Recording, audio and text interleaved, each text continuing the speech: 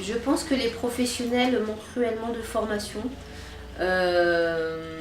En tant que référente départementale pendant 8 ans dans le département du Nord, j'ai rencontré des centaines de professionnels de corps de métiers différents, corps social, médical, force de l'ordre, justice, etc.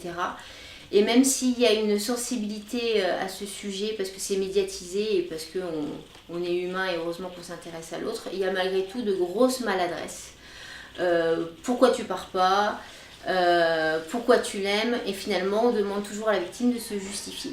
Et donc même si c'est voulu avec bienveillance pour les brusquer et faire en sorte qu'elles partent, le manque de connaissances sur le mécanisme de violence conjugale, finalement au lieu de les aider, on les envoie plus facilement dans les bras de l'autre. Donc il faut absolument des formations poussées sur ce sujet-là pour donner aux professionnels des vraies connaissances et des outils concrets pour aider ces personnes qui sont dans un prisme qu'ils ne connaissent pas.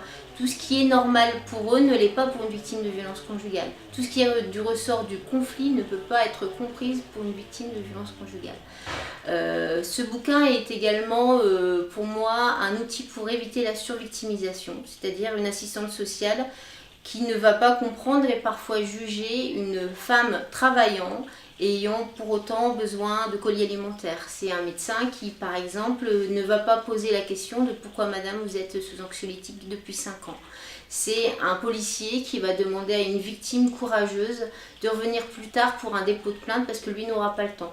Donc c'est tous ces professionnels qui, au lieu d'être aidants, vont bloquer la victime dans le peu d'énergie qu'elle arrive encore à déployer pour sortir des violences conjugales.